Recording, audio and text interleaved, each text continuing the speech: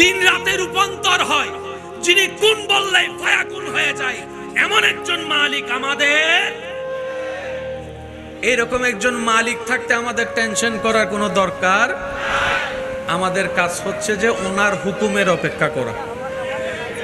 ওনার হুকুমের, সবাই বলেন না, ওনার হুকুমের। উনি যাই দিবেন সেটাই খুশি মনে আমরা আপন করে নিব। অধৈর্য অস্থির হব না। চিৎকার দিয়ে বলেন ইনশাআল্লাহ।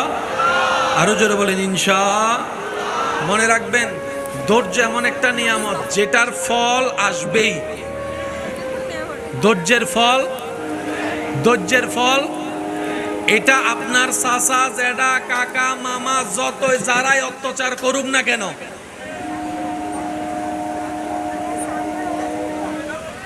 কথা বলেন না।